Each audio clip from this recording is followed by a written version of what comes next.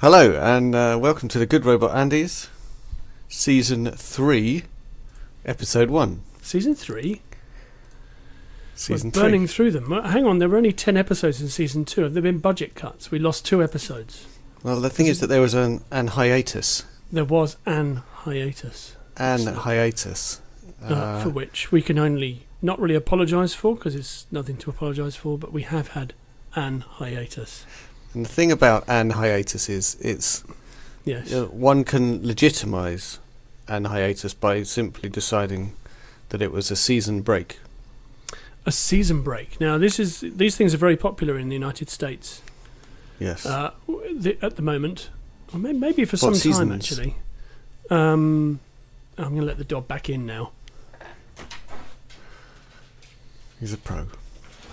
He didn't even He's break his stride. He's a pro at doing that. Every time we start recording, he says, "Let me out." So I let him out, and then he's like, "No, I want to come back in now." I was talking about you. Oh, thank you. You're a pro because you didn't even break stride. Not even break stride. So the season break is a very popular thing in the United States, where big shows like The Walking Dead and things of that kind break in the middle The Walking Dead. over Christmas, and then come back in sort of January, February time. Love The Walking Dead. Isn't it great? Yes. Yeah, I haven't finished the season before the current one. I've lost track. It went onto some channel that I can't keep track of. I think it was still on, but it was on one of the higher number channels that I just can't. It's moved to a Murdoch channel, so you won't be able to see it. You'll have to get it on disc or wait for it on streaming or something. Yeah. So at this point, by now we ought to have said quite some time ago what film we're talking about. Yes. Okay. Actually, you didn't introduce yourself, or indeed and also me. Who we are. Listener, you may have noticed we haven't done this for a while. Yeah. We didn't get more than about 30 seconds in before I realised I wasn't recording anything at all. So we had to start again. But that's good, because I have recorded entire YouTube videos with no sound. Well, there was one fateful evening where I recorded the same video 4 times. That's amazing. Yeah. And did it get better each time? No. Okay. Well, I mean, it was better because it had sound in the last time. It looks like an IKEA cupboard behind you. It is an IKEA cupboard, but it's one of their something very classy similar range. We've got something very similar in our bedroom. So, my name's Andy Balaam, and this is... Mine... Sorry. Oh. Start again. Do it again. My name's Andy Balaam, and this is... I'm Andy Cockerill. That's Andy Cockerill. That was smooth. And the film that we're talking about this evening is... High Rise. High Rise. And at this stage, normally, without knowing anything about the film, I would give a brief synopsis and mini review. Yeah. However, I've heard too much about this film by hearing another review of it to be able to do that. It's based on a book, and the book sounds interesting, and the film sounds interesting. I don't know much about it, so I'm still going to be asking you things about it, but I do know the basic idea. Okay. That's interesting. So where have you heard about this? I heard Kermode's review of it. Okay. And he liked it. He liked it a lot. I mean, it wasn't universally liked. So anyway, but I'll go into that later on. And so before you start on High Rise, there has been some feedback. Some what? Some feedback. Somewhat now. From whom? Feedback. So let me just switch my browser. Mm-hmm. So we got some feedback on the green room from Hayley. Hayley. Hayley's my sister-in-law. Right. In actual fact, yes. Hayley said on our review of the green room. Actually, no, not kind of sister-in-law. Yes. Okay. Carry on. Is it complicated? I don't want to. It is. Yeah, it is a bit. Yeah, but carry on. Hayley says, really enjoyed this, guys. Described the film really well and enjoyed the comparisons to other films. Ones I wouldn't have considered myself, but make lots of sense. Good knowledge. Oh, that's nice. Good knowledge. I imagine that in Arnold Schwarzenegger voice. The last good bit. knowledge. Good knowledge. Good knowledge. So thank you, Hayley, and you have the honour, because of the small number of participants in the comment system on our podcast Yes. blog, you get the whole comment read out. That's even though awesome. it mostly just says, that it was good and stuff. Not even edited. Yeah, not edited at all. Not edited. I mean, that's not no guarantee of any other listeners. Well, that's awesome. And then, I mean, it's proof that we've got a listener. Thank you for listening. Yes. And then a late comment on what is the internet made of? Oh. From Kathy B. Who's Kathy B? Kathy B is my sister, because it's only really sisters and sisters-in-law who comment on our podcast. Well, okay, look, we'll take what we can get on this podcast. So thank you, Kathy, for your comment, and other listeners, those related and not related to us. You're welcome to comment. Kathy says, "Thanks for this episode, which I enjoyed and felt I learned a lot." So it's just more about how we did a good job. I think I can now understand why the Good Robot Andy's page took so long to load. And why is that, Andy? Passive aggression. Oh. Okay. I'm guessing nobody in my town has looked at it recently. What do you mean, Kathy B? Oh, my word. Not sure if it was this episode, but I just checked IMDb, and I think this 12th Night documentary is something we really need to see. Oh. Sadly, they don't have a release date listed. It's on YouTube. It's on the Tubes of You, Kathy It's on the B. Tubes of You. Go look it up. Stop moaning about the page load time of the Good Robot Andy's page. After this podcast, I will post a link to it in that thread, so you can watch it. It's very good. Even if I do say so myself, I think it's good. Excellent. I thought the sound recording was the best part of it. It was the best. Well, actually, no. I think the video was the best bit of it. But right. The sound recording contributed to the sound in an important way. It did. It contributed almost entirely to the sound, along with the sound editing. There was some. Yep. It was the best sound.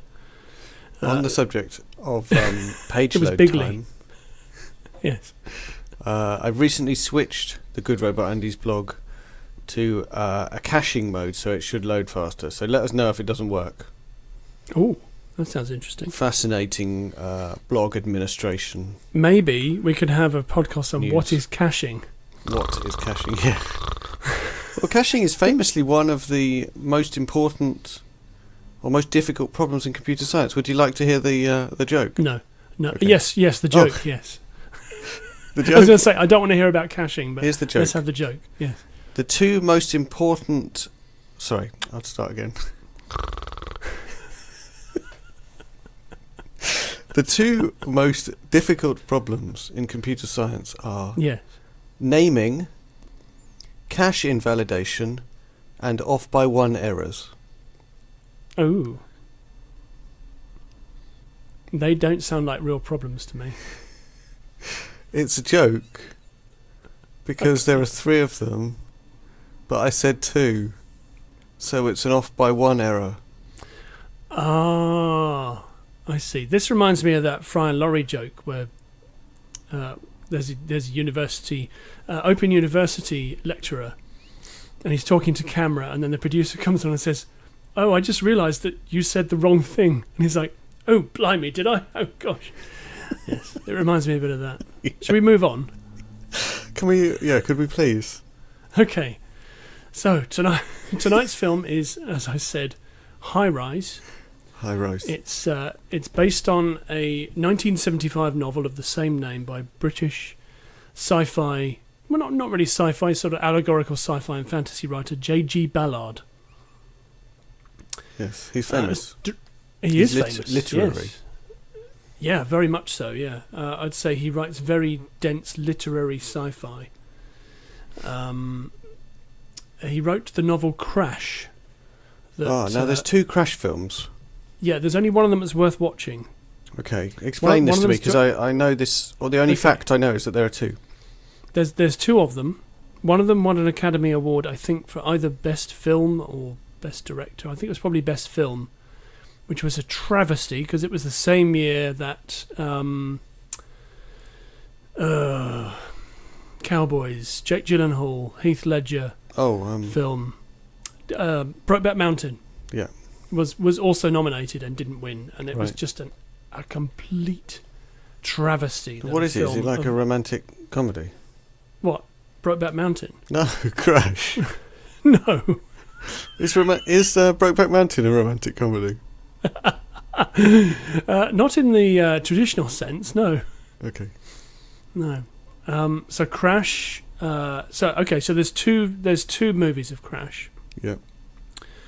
One of them is directed by David Cronenberg, and the other one isn't. Right. See if you can guess which is the good one. The good one is directed by David Cronenberg. Correct. And it's about people who are obsessed with car crashes. Yes, and sort of the injuries that people sustain, and it gives them a thrill. Right. In many different ways. Tell me about the other one. Okay, so the other one is about race relations in Los Angeles, and it's awfully worthy. Okay. I get it. I mean, the other movie of Crash is it's an okay film. It's not a great film. It's certainly not a Best Picture winner by any means. Mm-hmm. But you've seen worse. But I've seen worse. Yeah, I've definitely seen worse. Mm-hmm. But Brokeback Mountain is just an incredible piece of work. I haven't seen it. You haven't seen it? Okay. No, but I definitely understand that I should. Yes, you should. So, High Rise is directed by a British director, young British director called Ben Wheatley, mm-hmm. who is famous for kind of not really being part of any British film industry as such. What's he done? So, he's done a movie called Kill List. Heard of it. Sightseers. Heard of it. The ABCs of Death. A Field in England. Heard of it. Which I have seen some of and really was enjoying. I think I need to watch the rest of it. And his latest movie, which comes out this year, is a film called Free Fire. He's also made a couple of episodes of Doctor Who as well.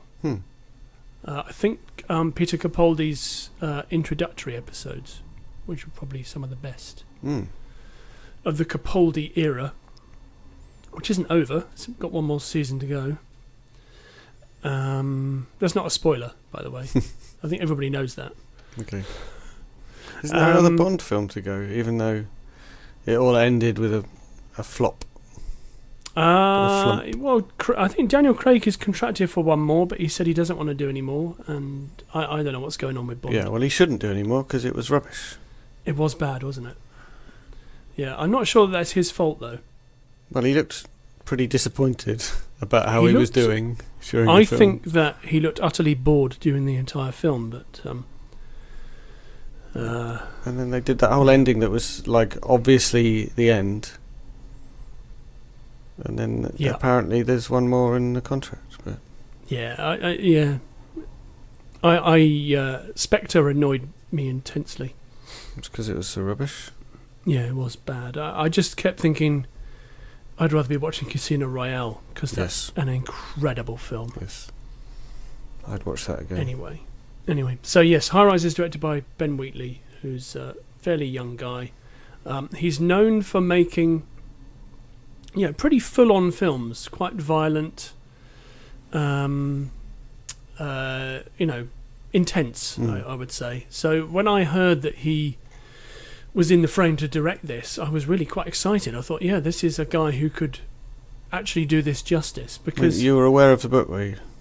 Yeah, I was aware of the book. I think I haven't read it, but I was aware of it. I sort of know about it, but I did know that it's been in what's known as development hell, or at least in turnaround, for many, many years. So other directors have been and gone from this film, and I thought that when he was announced, I thought I think he's the guy who can probably actually make this work, because he's got he's definitely not a mainstream director.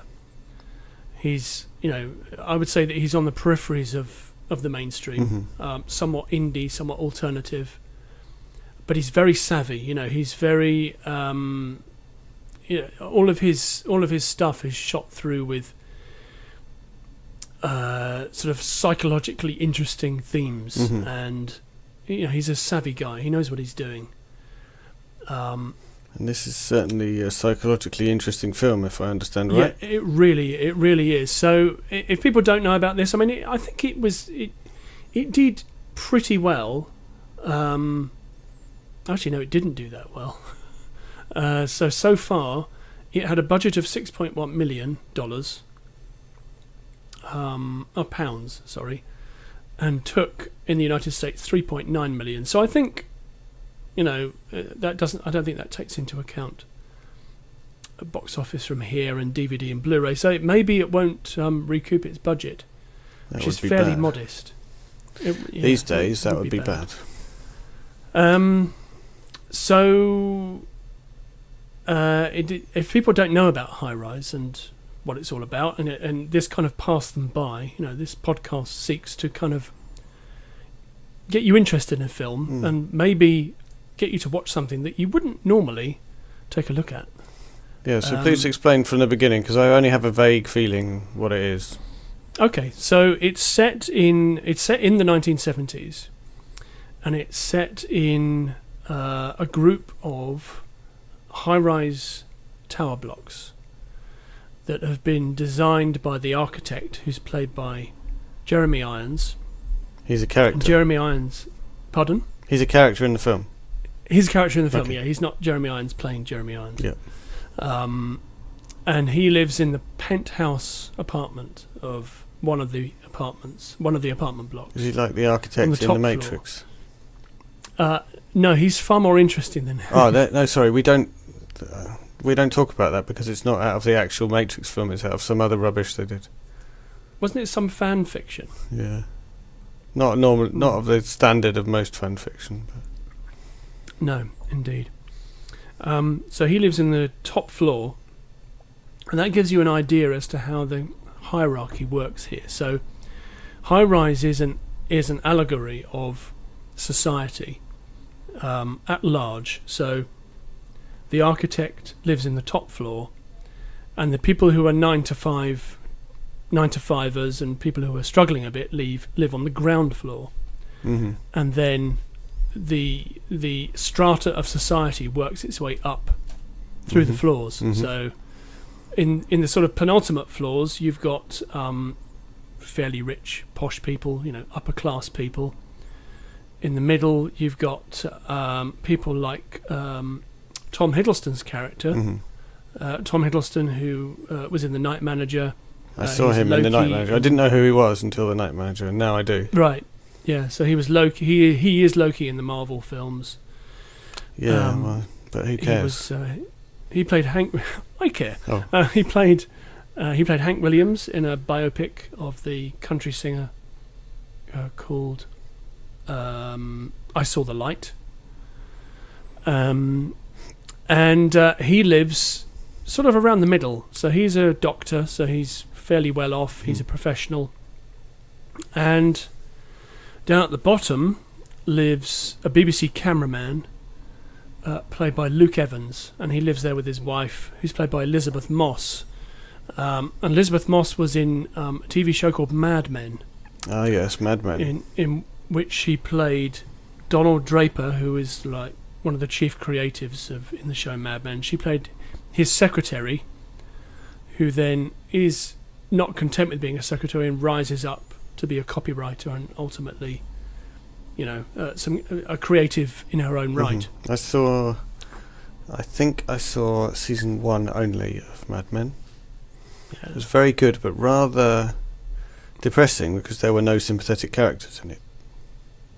No, it's very much you're right. There are no sympathetic characters in it. I think you've either got to get on board with the fact that people are not very nice, or just not bother with it really. But it's a very successful show, so I guess people have kind of gotten on board with that. I certainly did. I think it's a terrific show. So so they live on the bottom floor, and Luke Evans is a cameraman for the BBC. So it's set in the UK. It's set in the UK. Okay. Yeah, in an unknown location, so it could be anywhere, really. And Luke Evans has a short fuse. He's an actor who I've long admired. Actually, I think he's been, when I've seen him in things, I think he's been kind of crying out for the role that will maybe not define his career, but kind of give him the kudos that he's looking for. Mm-hmm. And I think, for me, High Rise is the time when he finally comes into his own, because he seems to be channeling Oliver Reed in his absolute prime. Right. Is he the main character? No, he's a supporting character, but he has quite a lot of screen time. So he appears to be channeling Oliver Reed. So he's a womanizer, he's a drunk, he gets into fights. And, these things on their own may not be all that interesting, but it's the way that he executes it that makes him attractive as a man. You think, I'd quite like to hang out with this man, and women just fall all over him because he's such an alpha male. And his performance is absolutely jaw-droppingly brilliant, in my opinion. But Tom Hiddleston is nominally the star of this film. And he is, as I said, he's a doctor who lives in the middle. He lives alone. And he may or may not have a fairly checkered past, but we don't really know what's going on there. Okay. So, but certainly he, as Luke Evans' character points out to him, Tom Hiddleston's character may well be the most prepared and the most able to cope with life in this high-rise tower. And what is life like in this high-rise tower? Well, on the surface, it seems to be quite good. So there's everything you need is there. So there's shops, there's a gym, there's a swimming pool. There's it seems to have everything that you need. So do they never leave? You don't have to. No, so, if you have a job, then you go to your job and you come back, but you don't have to. So if you've got enough money, you can just stay there and you don't really have to go out. Is it sort of supposed to be sci-fi in some sense? Or? Yeah, definitely. Okay. Yeah, so although it's set in the 1970s, it's not really based on anywhere that looks very real. These buildings are massive, really, really massive and imposing. And... but of course, all of this good stuff that's there has to be maintained by somebody. It has to work, and it starts to go wrong. And when it starts to go wrong, the people on the top floors don't really care because they've got everything they need. People on the bottom floors need the things like the shops and the gym and the school and the creche and stuff like that to be working. And if it's not working, then their society starts to break down very quickly. So what Ballard is trying to do here, well, not trying to do, but what he did is he's showing that it doesn't actually take very much for society to just break apart, and that if the amenities that we need, like garbage collection and shops and schools and things like that, if they just suddenly stop working, everything just falls apart really quickly. And the other issue is that within this one building there are all stratas of society, and those stratas of society don't generally get on very well together. And this is all borne out by there being essentially a rebellion, a revolution. Okay. So it's like a by class the people war. on the bottom floors. Yeah, absolutely like a class war. Yes. Yeah. So there is lots of violence, and the lower orders managed to break into the upper floors and do a lot of damage. Where's Tom Hiddleston?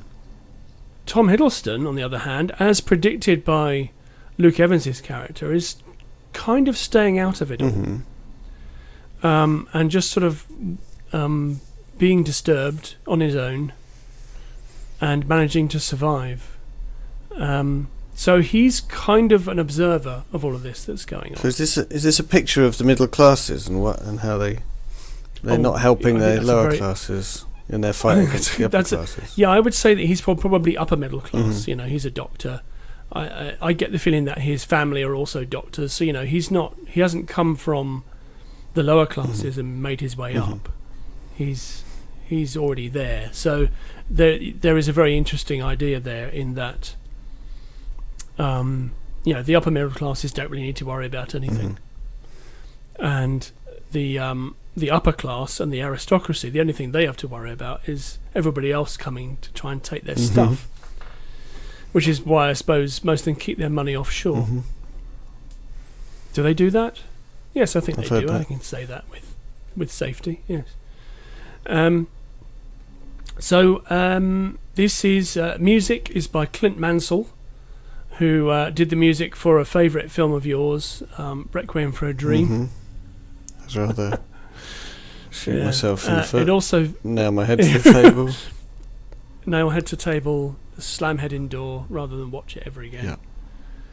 Yeah. And there's a fantastic cover version of the ABBA song SOS by the band Portishead. I like them. Which is as creepy and contemplative as you would expect it to be. And I haven't managed to find that anywhere since the film came out, so it's almost like it came and went in the film and now you can't get a hold of it, so it exists only in my memory. Which in a way is a good thing, I think. Yeah. So it's produced by Jeremy Thomas, who is a long-time collaborator with David Cronenberg. Okay. So it gives you an idea of, if Jeremy Thomas wants to collaborate with Ben Wheatley, that gives you an idea of what kind of thing he's going to do. I was going to say, it sounds a little bit Cronenberg-y. It definitely is. So there's definitely that kind of cold, calculating Cronenberg about this film. There's also a great deal of Stanley Kubrick in here as well. So a lot of the framing is very symmetrical. There's a lot of fixed cameras.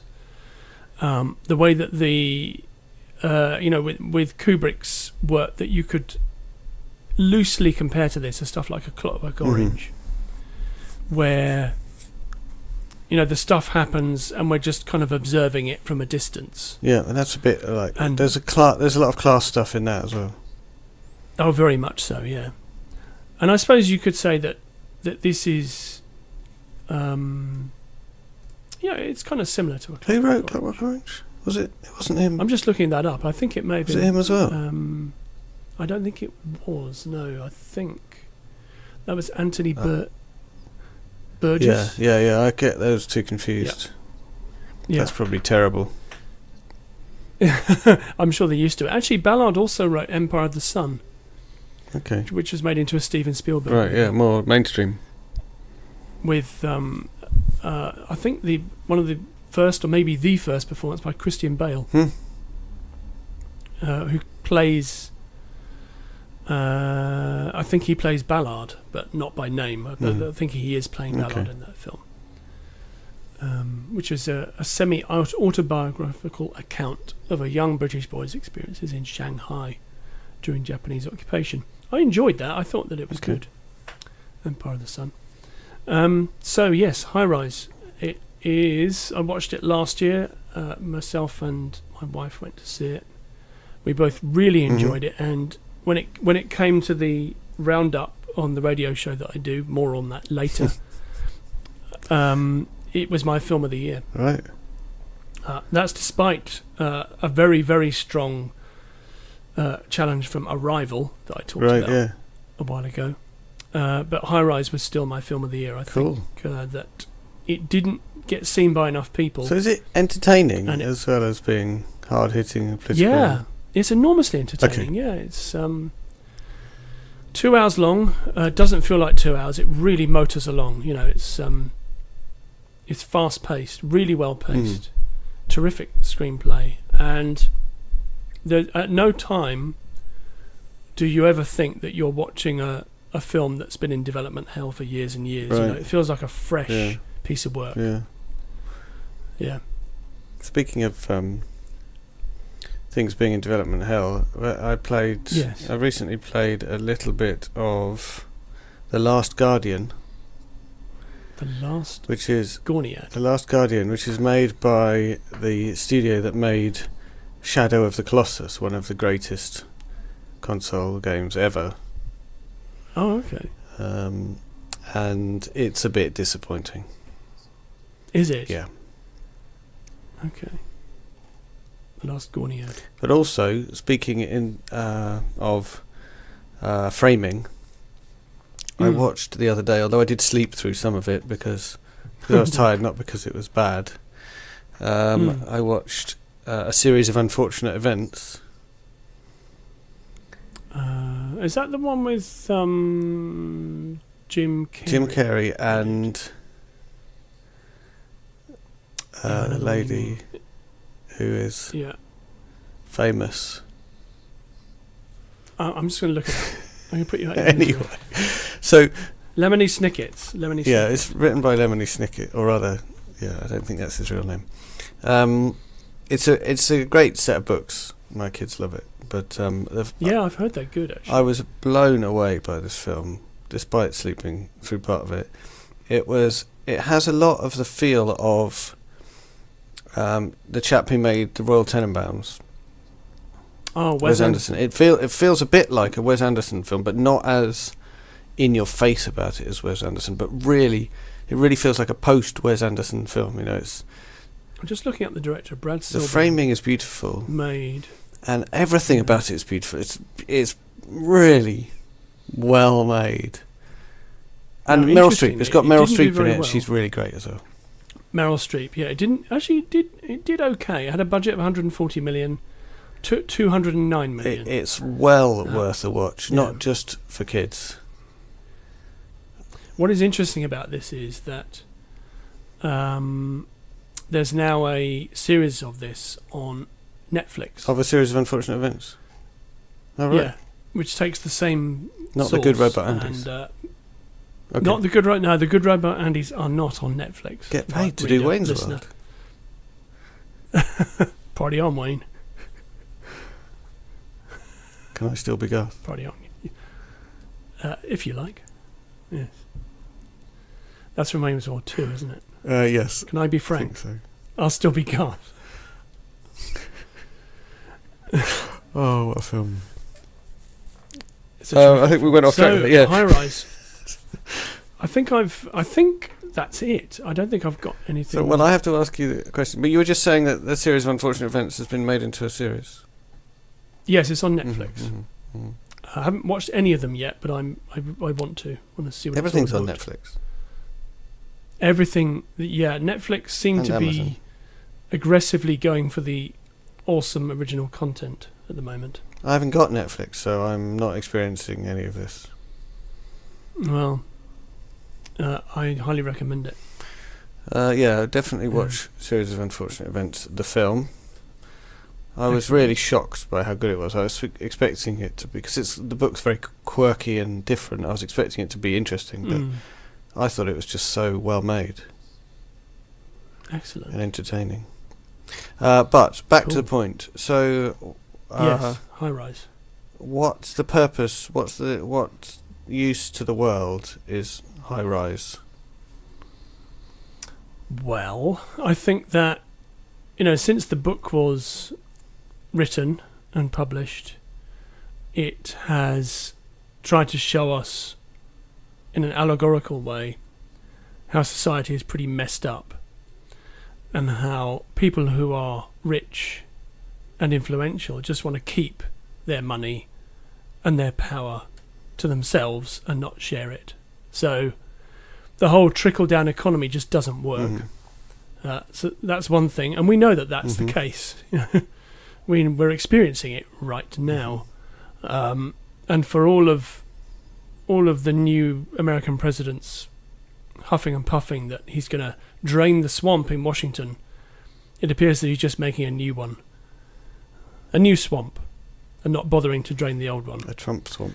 The Trump swamp. Yes, it's a quality. It's the best swamp. It's bigly. Yeah, it's got the best crocodiles and alligators in it. The best mangroves. Trump is just a swear word for my kids now. Well, and rightly, Trump is a British euphemism for popping off. And it never, popping off, yes. And it never really got the status it deserved as a rude word euphemism for popping off. Although I'm about to say that Johnny Fartpants in the comic Viz definitely uses the euphemism popping off. Right.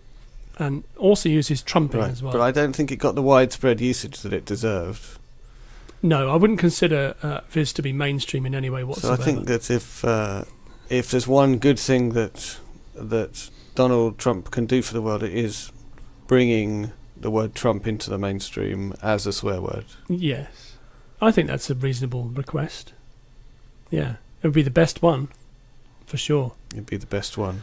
It will be the best one. So, yes, it shows us that, that in effect nothing has changed since 1975. That trickle-down doesn't work, and the rich and powerful just want to be rich and powerful, and they don't really care about anything else.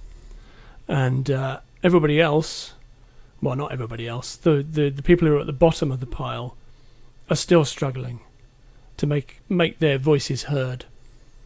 Yeah, and everybody else isn't bothering to help. Exactly. Yes. So it shows you all of that. Now, on the surface, that might sound incredibly depressing, and you might want to say, "Well, why don't I just go and watch the Baywatch movie instead? Won't that be more fun?" I really, personally, don't think so. Like, you mentioned violence, which already has got to be better than the Baywatch movie. Yeah. Yeah, I mean, I'm sure that, I'm a big fan of Dwayne "The Rock" Johnson. I think he's a very nice chap, and he's a good man and true. But I think that in the Baywatch movie, he may have bitten off more than he can chew. It's a demanding role on this occasion. It is a very demanding role, following in the shoes of the Hoff. Yeah. I think you've got to have, big cojones, basically. So it shows us that nothing's changed. It shows us that life is still rubbish. And it's interesting because they lived in interesting times in the 70s, and there was a period of uninteresting times in the intervening years. And now we live... What, the 1980s? The 80s and 90s were relatively uninteresting. I don't know. I think the 80s were pretty interesting. I think there was the miners' strike and Yeah, unemployment. the early 80s were interesting as well. Yeah. But then things... as D. Ream said, things can only get better. Professor Brian Cott's on keyboard. Professor. Don't forget the air quotes. Yeah. Sorry. Is he not a professor? Is that why I'm air quoting it? Professor.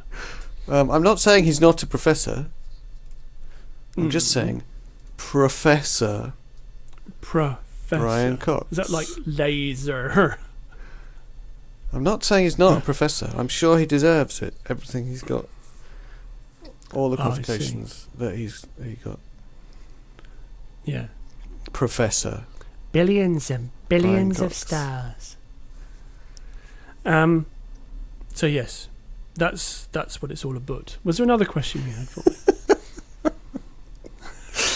Not that I'm aware of. No. Okay. So I don't think that enough people saw this. I think made me want to watch it. It was either in the last season or the season before that I talked about the movie Society. Yes. I think that High Rise is as important a movie as Society is to show you. But hopefully less painful to watch. Life is. What then, Society? It sounds more watchable than Society. It's more mainstream for sure. Society, you just have to sit through the first hour and 10 minutes not having a clue what's going on and feeling uncomfortable. But it's so good. And there's the payoff. It's so good.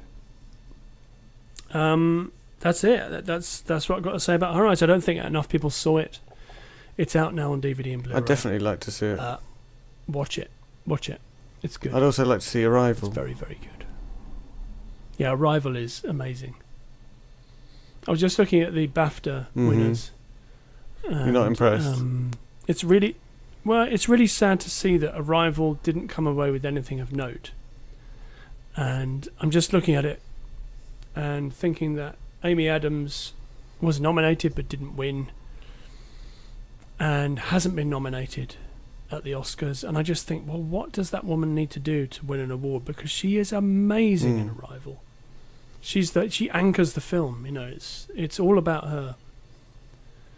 And I look at Emma Stone's performance in La La Land, which is fine. You know, I have nothing against Emma Stone, but it's nowhere near as good as Amy Adams in Arrival. Not even in the same ballpark. Not even the same game.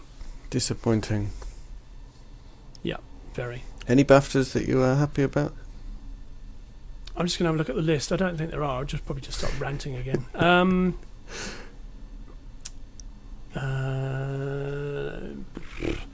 Outstanding British film was I, Daniel Blake. Yeah, I'm pleased about that.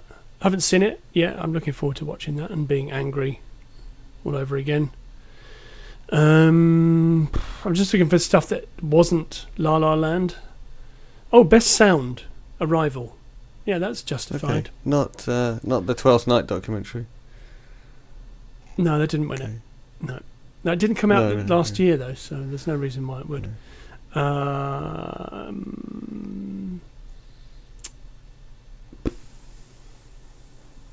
Oh, that's interesting. Best film not in the English language, a film called Son of Saul, which I don't think we've talked about on this podcast. Rings a bell. We should. But yeah, maybe you should do it. Yeah, we should talk about that. We should do it. I think I should. Best supporting actress was Viola Davis for Fences. I haven't seen that, but that's supposed to be fantastic. Best animated film, that's interesting. Kubo and the Two Strings won against the Disney trilogy of Finding Dory, Moana and Zootropolis. And a film that had a much smaller budget than that and took a lot longer to make has won it, which is pleasing to see. Best special visual effects, The Jungle Book. Haven't seen that. Best supporting actor, Dev Patel for Lion, which I haven't seen. And then it's all La La Land. Blah blah land, as I call it. Well, in that case, I think we've probably bored our listeners enough with that. I think we probably have. Why don't you do some plugging? Okay, I'll do some plugging. I present a radio show on Glastonbury FM 107.1 in the Glastonbury Street and Wells area of Somerset. It's a movies and music show. It's on between 6 and 7 and 2 and 3 on a Friday, 6 and 7 on a Thursday, 2 and 3 p.m. on a Friday. You can listen online or if you're in the area on 107.1 FM. There's also podcast highlights, movie mashup, which you can find on iTunes and your podcasting app of choice. It's also on Stitcher, Andy's Movie Mashup. And no spoilers in there, and lots of information about what's on the cinema, on the TV, stuff like that. Yes, DVD. So there's usually 3 spoiler-free reviews of stuff that you may not have seen or maybe slipped through the net. You know, it's sort of it's a movie review show that tends not to do the blockbusters, apart from things like Rogue One that I love. I tend not to do the blockbusters. I tend to do the stuff that maybe people haven't heard of that they might be interested in. So as you say, there's also a look at films that are on locally, because there's a couple of places that show movies around here. There's a cinema and an arts centre, and also movies that are on TV. And I also do a DVD roundup as well for the week. And I make YouTube videos about programming. You can find links to all this stuff from the About page on the Good Robot Andy's page. And I make an Android game called Rabbit Escape, which is now available for free on the Google Play Store and the Amazon Store and the F-Droid open source free software Android store. Ooh. I'm totally stuck. Really? There's hints. You use the hints. Even with the hints, I just... okay. I think I'm just not capable enough to play it. Someone's making videos and putting them on YouTube with walkthroughs, so maybe there'll be some help coming that way. I think the Tubes of You is my next stop. We have all the levels have solutions so I can watch the computer solve a level if I'm stuck, but that facility is not available to mere users yet. Oh, but I'm hoping to put that in at some point. Now then. But, the other thing that I've been doing recently, So I'm a bit nervous even to talk about, because it's sort of a very personal and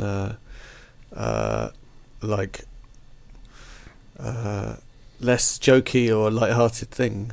Is that I made a few podcasts that are about like God and whether God exists and stuff like that.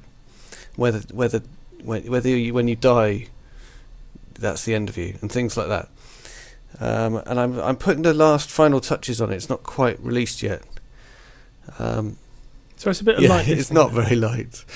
And it's supposed to be sort of meditative. So I don't know whether my voice is particularly suitable for this. But anyway, if you go to artificialworlds.net/imagine, so the Good Robot Andy's is on artificialworlds.net, but if you go to the same URL but then put /imagine, you get like a sneak peek before I've really properly announced and released this podcast. So if you fancy listening to me drone on my own about such things like what if when you die that's the end, then go and check it out. Why I've done this I don't know, but perhaps someone will be interested.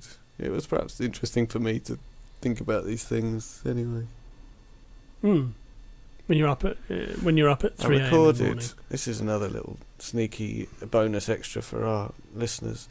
I recorded 13 episodes in one night between midnight and 5:30 a.m. when I couldn't sleep. So I made the entire podcast series in one night. May I just say that you're insane? Yeah, I suffered. I'm just going to put that out there. Yeah. Anyway, it was sort of cathartic. But I admire that. Yeah.